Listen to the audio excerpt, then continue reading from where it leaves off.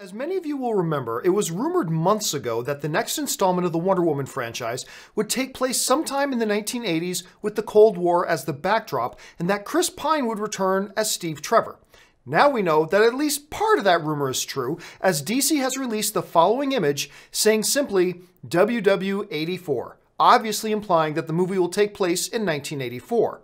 How much the year and the Cold War will actually play into the movie itself is yet unknown. What we do know is that actress Kristen Wiig will be playing the villain Cheetah in the film, and Narcos and Game of Thrones star Pedro Pascal will also appear in the film in a role we don't yet know about.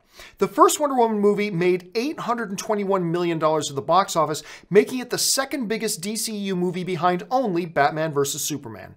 This makes a lot of sense on several different levels. First of all, you've got a huge gap of time between present day and the events of the first Wonder Woman film, so why not take advantage of that?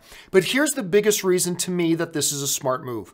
One of the things that the first Wonder Woman movie had going for it was that it was isolated from the rest of the DCEU. By putting it in the era that it did, it wasn't weighed down with whatever perceived baggage there might be with the rest of the DCU. They didn't have to worry about Superman or Batman or Aquaman or any of that other stuff that was going on because none of that had come around yet. They could make a Wonder Woman movie that solely focused on Wonder Woman and didn't have to ask any questions about any other superheroes running around.